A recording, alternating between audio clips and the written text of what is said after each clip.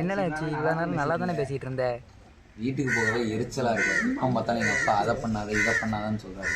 சோறு திங்கவே எரிச்சலாக இருக்குது. யார் மேலேயும் உள்ள கோர்ட்டு சோத்தில் கட்டாதல.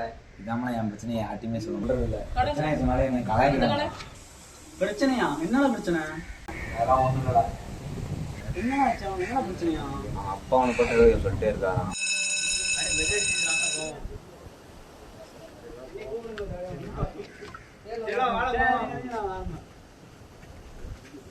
உனக்கு என்ன பிரச்சனை?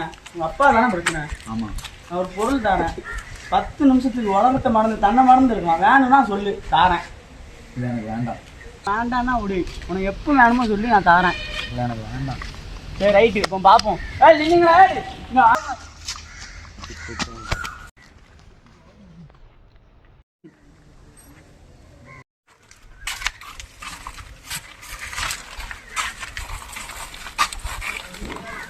சீக்கிரம்.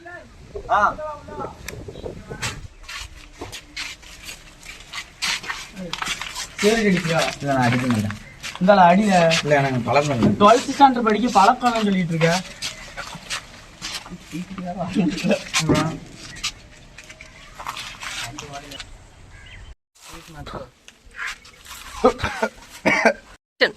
அப்படி இல்லடா, தாழ அப்படி அடின்னு சொல்லி தரேன்.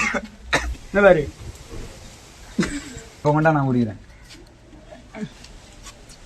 இப்போ கரெக்டாக அடிக்கணும். கரெக்டாக அடிக்க. சிகரெட்லாம் அடிக்க தெரியலன்னா எப்படி அடிக்கணும்னு கேட்டு கற்றுக்கோங்க. இப்போ என்ன சிகரெட்லாம் அடிச்சா என்ன தப்பா? தப்பு தானே. அதெல்லாம் அடிக்க தெரிஞ்சா தானே கெத்து. இப்போ வேணா அவங்க ஒரு வார்த்தை சொல்லு. சிகரெட்டோட பெரிய போதை ஒன்று இருக்கு, தாரேன். என்ன யோசிக்கிற?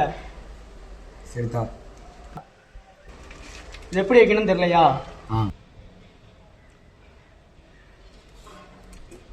அவ்வளோதான்.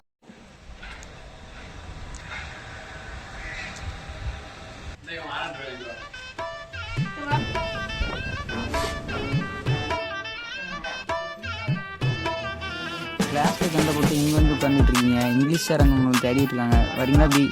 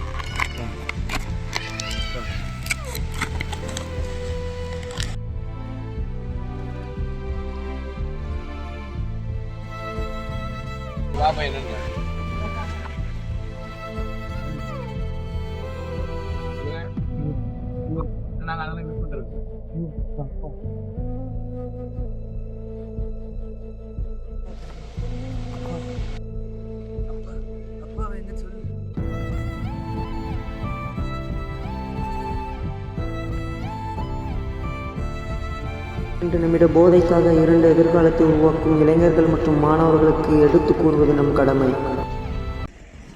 எனவே உருவாக்குவோம் ஒரு போதை இல்லா தமிழகம்.